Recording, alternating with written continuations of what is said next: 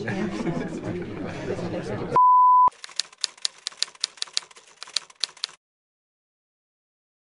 अतिशय गंभीर आणि संवेदनेचा मुद्दा आहे. एक तर या देशात जे काही पलायन होतं इथून तिथून हे चुकीच्या विकास नियोजनामुळे. एक टाटा कॅन्सर इथेच आहे आणि अहमदाबादमध्ये आहे, म्हणून आमच्या मध्य प्रदेशातल्या गावातली किती माणसं इथे येत असतील. म्हणजे बडवानी जे आमचं कार्यक्षेत्र मुख्य केंद्र आहे आज, त्या निमाडच्या क्षेत्रात बसून अगदी शेतकऱ्यांचं हॉर्टिकल्चरचं समृद्ध क्षेत्र आहे जे बुडीतात आहे पण बुडालेलं नाही. हे या सगळ्या मोठ्या मोठ्या गावात शहरातल्यापासून ते धुळे बिळे सगळे लोंढे इथे येतात आणि अशा प्रकारे एक विकेंद्रीकरण झालेलं नाही आहे. न्यूनतम ज्या योजना म्हणजे कॅन्सर जरा जास्त एक्स्ट्रीम म्हटलं, पण आता घराघरात कॅन्सर आहे. आपण प्लास्टिकच्या ग्लासमध्ये गरम चहा घालून पितोय म्हणजे आमंत्रण देतोच आहे कॅन्सरला. तेव्हा ते सगळं सोडलं तर आपण खरोखर पलायन थांबवायचं असेल तर आपल्याला विकासाचं सगळं चित्र विकेंद्रितच करावं लागणार.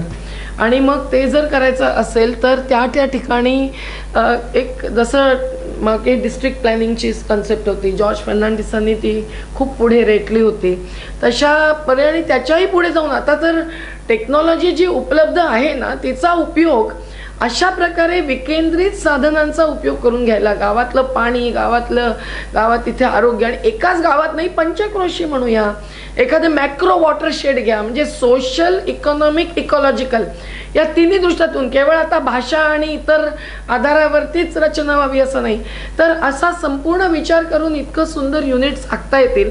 आम्ही नंदुरबार जिल्ह्यामध्ये अशा 40 गावांचं युनिट दाखवलं होतं आणि संपूर्ण आखणी केली होती. कुठे प्रायमरी हेल्थ सेंटर, कुठे मार्केटिंग ऑफ फॉरेस्ट प्रोड्यूस, कुठे पाण्यावरती बनलेले छोटे मायक्रो हायडल प्रोजेक्ट्स, सगळं दिलं. यांनी आमचं कमी अधिक रेडीमेड आदिवासी विकास योजनेमध्ये घातलं, पण त्याचा अंमलबजावणी काही केली नाही. आम्ही शेवटी थकून तो एक प्रोजेक्ट बांधला, तोही बुडाला, कारण सरदार सरोवरचे सर्वे चुकीचे ठरले. आजही त्यामुळेही ते धरण थांबलेलं आहे. सर्व सर्वे चुकीचे ठरले. एवढं सगळं जे काही आम्ही आता उपसून काढतो ते आता मला वाटतं की हे पलायन थांबवणं, म्हणजे आता रोजगार गॅरंटी सुद्धा त्याच दृष्टीने आली. जरी वर्ल्ड बँक म्हणतं की का रोजगार गॅरंटी आणली, 2050 पर्यंत 50% लोक मुंबई आणि शहरांमध्ये, हेच नॅचरल आहे. आता तुम्ही म्हणताय ते अननॅचरल आहे आणि ते चुकीचं आहे, ते होता कामा नये. मग आता थांबवायचा उपाय काय? राज ठाकरेइझम काही आम्हाला मंजूर नाही. सांगते की त्यांच्या टॅक्सा फोड्या आणि त्यांचं हे करा. हे कसं करणार? तुम्ही त्या टॅक्सीत बसता, तुमच्या टॅक्सात तेच चालवतात, आपल्या घरातल्या मोलकरणी तिथे राहतात, आपली घरं बांधणारे तिथे राहतात, आपले टेलर्स तिथे राहतात, आपले सुतार तिथे राहतात, आपले लोहार तिथे राहतात, पोलीस हवालदार अनेक त्या झोपडपट्टीत राहतात. वर्ल्ड सोशल फोरम बिरम अनेक इन्स्टिट्यूट ज्या पिशव्या बिशव्या सगळं वाटते सुंदर, नंतर त्याच्यावर लोगो वगैरे लाव, ते सगळे बनवणारे तिथे राहतात. कुठला उद्योग तुम्ही मला सांगा की ह्या साऊथ बॉम्बेमध्ये चालतो आणि मूळ प्रायमरी प्रॉडक्ट्स कुठून निर्माण होतात? कुणाची? कुठे 5 मजल्यांच्या झोपड्या? 5 मजल्यांच्या झोपड्या. त्याचं कारण काय आहे सांगते मी तुम्हाला, की ही जी पॉप्युलेशन आहे, हे जे आपल्या देशात 96% आहेत, घरच पुरत नाही आहेत. हां बोला बोला. आम्ही सारखं बोलतो नाही आम्ही ऐका तरी, मग आमची भूमिका आहे का? तुमची भूमिकाच वेगळी दिसते. मुळातून तुम्ही त्यांना अनधिकृत म्हणता, ते अधिकृत मतदारही आहेत आणि अधिकृत श्रमिकही आहेत. आणि श्रमिक जर इंटरस्टेट मायग्रंट्स असतील तर ज्या कायद्याच्या आधारावर गुजरातमध्ये हायकोर्टाने मला कमिटीवर नेमलं होतं म्हणून मी रिपोर्ट लिहून दिला होता, तर 33 कोटी रुपये वाटायला लागले. ते सगळे इंटरस्टेट मायग्रंट वर्कमेन्स ॲक्ट खाली महाराष्ट्रातही येणारे ज्यांचे श्रम मुंबई घेते त्यांना जो मालक त्यांना कामावर ठेवतो तो जर रजिस्टर्ड नसेल तर तो अनधिकृत आहे.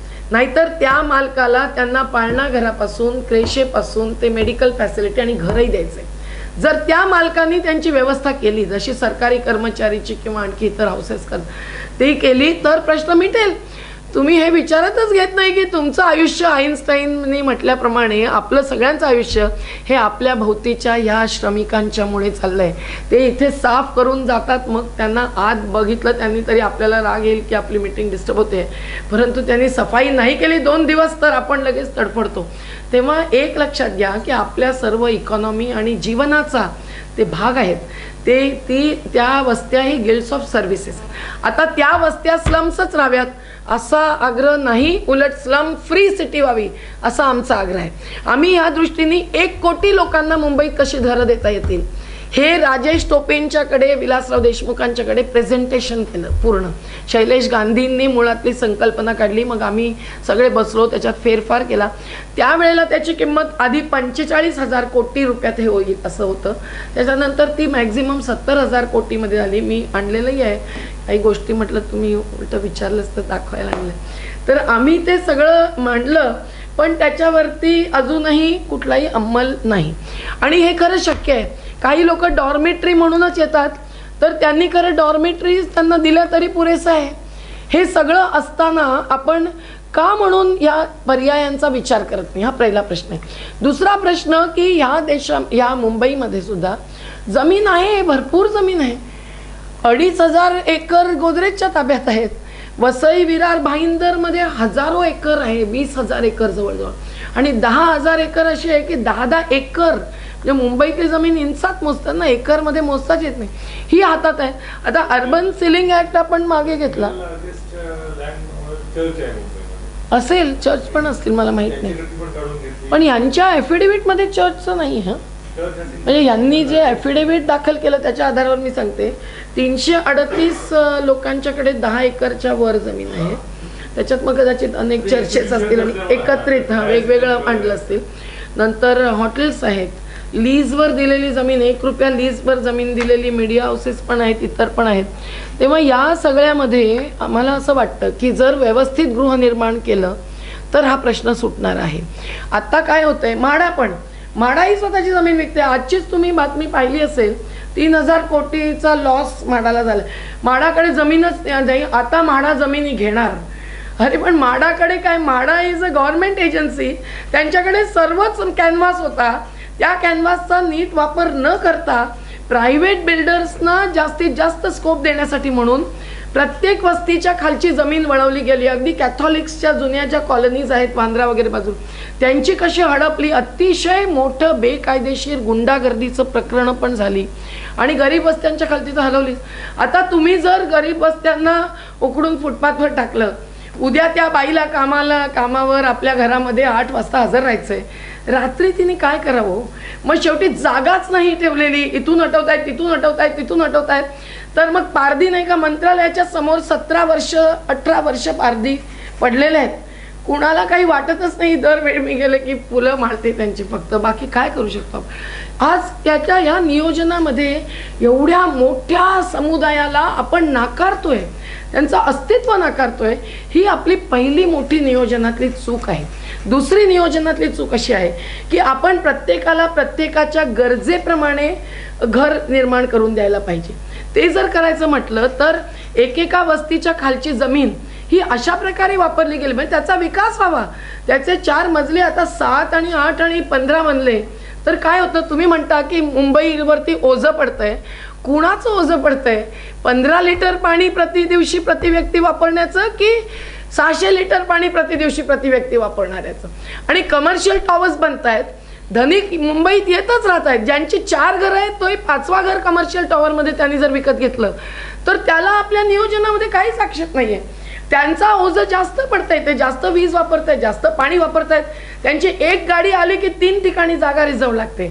घराकडे आली की घरासमोर, ऑफिसमध्ये गेले की ऑफिस समोर, रस्त्यावर चालताना रस्त्यावर. म्हणून हे जे ट्रॅफिक जाम आणि सगळं होतंय ते कशामुळे? ते हजारो गाड्या येत आहेत. पब्लिक ट्रान्सपोर्टमधून जर 88% लोक जात आहेत तर पब्लिक ट्रान्सपोर्टवरती आपण प्राथमिकतेने लक्ष दिलं पाहिजे. रेल्वेचे डबे वाढवले पाहिजेत, रेल्वेचे प्लॅटफॉर्म वाढवले पाहिजेत, रेल्वेमध्ये सोयी वाढवल्या पाहिजेत. चार्जिंगपासून पाण्यापर्यंत सोयी तरी रेल्वेच्या साध्या लोकांनाही मिळाव्या. हे सगळं होत नाही. तसंच गृहनिर्माणाच्या बद्दल होतं. नाले बुडवून नाही नाले हे करून आणि हे सगळं करून मांडायला पाहिजे असं आम्हाला वाटत नाहीच असं आम्हाला वाटत. हे कशामुळे होतंय माहिती आहे का, की लोकांना जागाच नाही राहायला कोणी देत आहे. इथून हटवतंय तिथून. 40-40 वर्ष जन्मलेली माणसं म्हातारी होईपर्यंत नुसती फिरत राहतात. तो एवढी मानवीय संवेदना आपल्यामध्ये असतात. नाही, मी फक्त एवढं एकच उत्तर देते, ह्या 2000चं जे चाललंय ना ते आम्हाला मान्य नाही आहे. त्यांनीच आता असा अप्रोच घेतला. इतक्या वेळा आमच्या चर्चा झाल्या आहेत, तुम्हाला त्या सगळ्या प्रक्रिया काही माध्यमांमध्ये येत नाही, परंतु प्रत्येक मंत्रालयामध्ये 10-10 राज्यातल्या संघटनांना घेऊन चर्चा करत, हॅबिटेट डेला भाषणं देत मी स्वतःही आणि आमच्या संघटनेतर्फे आम्ही सतत या सगळ्या संकल्पना मांडल्या. तेव्हा राजीव आवास योजना आली. स्लम फ्री सिटीचं त्यांनी घातल्याबरोबर आम्ही म्हटलं स्लम फ्री सिटी म्हणजे स्लम्सवर बुलडोझर चालू करणार की कसं करणार, तुम्हीच तुमचं हे द्या. मग मी हॅबिटॅट डेला बोलले. प्रत्येक वेळ आमचं काय म्हणणं आहे की जी कम्युनिटी तुम्ही आता रेकॉग्नाइज करायला पाहिजे की ही कम्युनिटी आहे, तसं स्लम ॲक्टमध्ये आहे. यांनी अजून स्लम डिक्लेअरच केलं नाही. जे स्लम स्लम स्लम आपण म्हणतोय कागदावर स्लम म्हणून दाखवलेलंच नाही आहे. त्यामुळे काय होतंय की त्याच स्लम जशा आंध्र प्रदेश आणि याच्यामधल्या पण तुम्ही बघितल्या स्लम्स खूप स्वच्छ आणि व्यवस्थित असतात. इथे तेवढी साधी सर्व्हिस त्यांना मिळत नाही. ती सर्व्हिस म्हणजे स्लम अपग्रेडेशन, स्लम इम्प्रूव्हमेंट. ते जर झालं तर आज जसं अगदी ओंगळ आणि अमानवीय चित्र आहे ते राहणार नाही. आणि कायदा तसाच आहे खरं म्हणजे. स्लम इम्प्रूव्हमेंट इथून कायद्याचं नाव सुरू होतं. यांनी काय केलंय की एकदम स्लम्स तशाच सोडायच्या किंवा एकदम त्यांना टॉवर्समध्ये म्हणजे टॉवर्सच्या बरोबरीने SRA मध्ये त्या पण व्हर्टिकल स्लम्सच आहेत. SRAच्या बिल्डिंग्स अनेक ठिकाणी हॉरिझॉन्टल स्लम्स आणि व्हर्टिकल स्लम्स असा फरक होतोय. तर तसं करायचं हे आम्हाला मान्य नाही. आणि त्यांच्याच राजीव आवास योजनेसाठी आम्ही इतके लढलो. हजारो लोक इथे चालत आलो. 10 दिवस इथे बसलो.